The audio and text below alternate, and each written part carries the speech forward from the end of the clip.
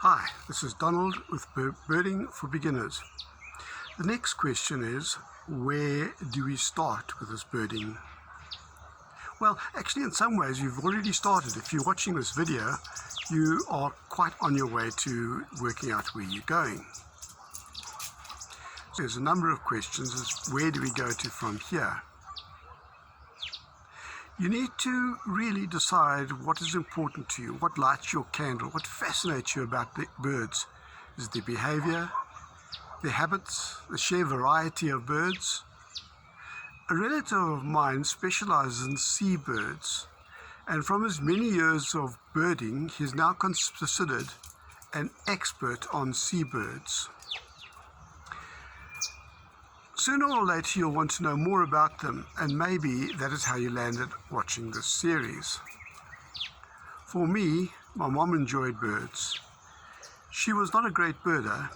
I enjoyed the occasional outing to the nature reserves, and soon I got bored, frustrated of hunting for the big five, and then the rest of the animals, but then the birds. I got a new camera, and I was hooked on studying them through the lens of my camera.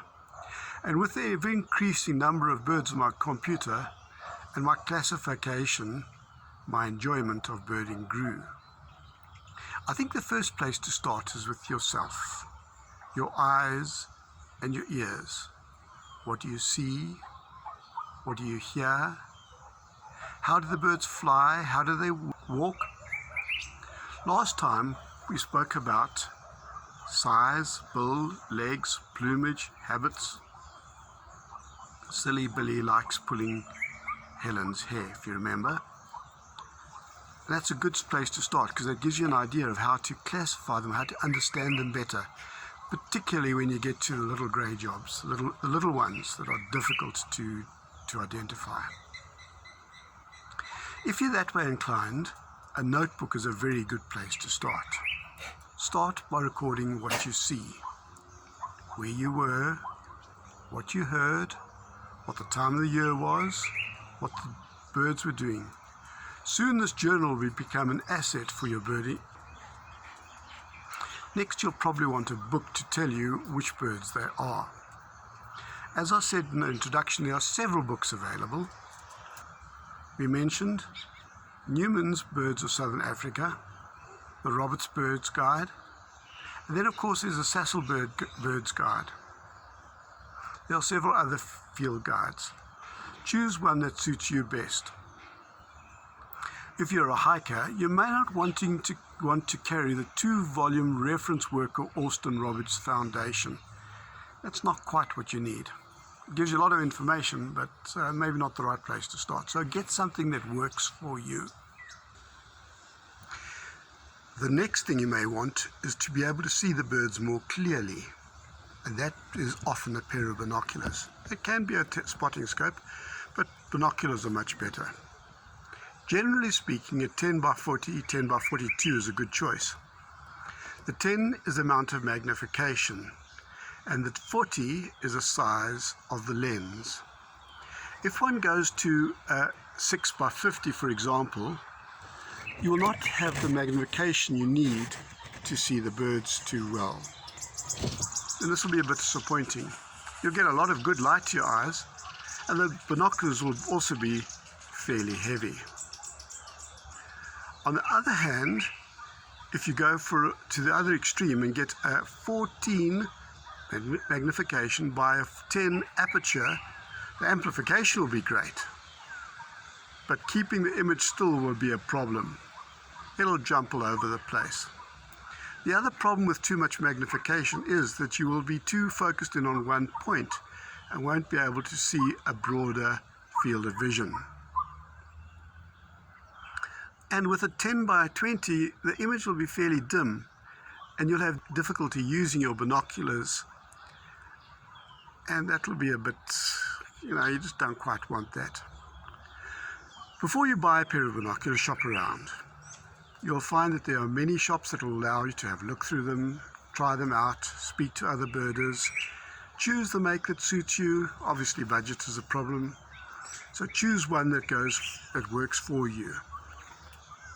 You might find that somebody wants to give you a present for Christmas or your birthday or something like that. Be fairly firm on that there. Make sure you get one that is what you would like. So start your shopping trip. Go to the places that sell these binoculars and have a good look around. You might find a good pair at a second-hand store, but be careful, they may be damaged and you may not be quite happy with what you get. And generally you pay for what you get. Once you've got a pair of binoculars, you may want to capture the birds as a digital image. Now, here we are starting to talk money. You can easily pay up to 5 figures. That's a lot of money. When I was in business, quality was defined as fit for purpose. So unless you become a famous photographer, photographing birds for a living, you really don't need the top of the range equipment. Well then, what is necessary? First, let's look at our subject, the bird. What do we know about them? They're generally small, they're far off, and if they're not far off, they're on their way to be far off. They fly away quickly. They move very fast. They do not wait for you to set up a whole plethora of equipment to see how on earth you can capture the right picture before you release the shutter. To get a good image, one may need to take several pictures. I delete more than half of the pictures I take. So what does this add up to then? In looking at that there, we need a camera that can amplify the image well. You'll need a long lens, as they put it. And that's generally a 50mm lens. It also has a narrow field of vision. It's one of the ways they define it. You need to have a fast shutter speed so you can capture the movement of the birds while they're jumping around in the trees or in the water or swimming away from you or flying away from you. And if you're like me taking lots of pictures, you'll need storage capacity for many of them. The camera needs to have power for many pictures. My camera can do 700 or 800 pictures before I need to recharge the battery. You will need to be able to set up the camera so one can just pick it up and shoot. There are constantly new cameras coming out onto the market, so do your homework before you buy. It is great if someone wants to give you a present, but again, as per binoculars, make sure you get what you want. It may even be a good idea to supplement those who are giving you a camera a little bit of cash so as to get what you want. You may want to edit your pictures once you have taken them, so look around for suitable software. There's quite a lot on the internet. Recently I went through all my photographs and reclassified and catalogued them. I reduced the number of pictures from some 35,000 to just over 16,000. Keep this in mind when you start. More equipment could be a video camera. They can really get to where the birds are. And it's great to see the movement and follow that. I have very little experience with that there, so I'm not going to comment too much on that there, but you might want to. Anyway, the bottom line is start. Go out into the parks, into your garden, sit in your flat and look around.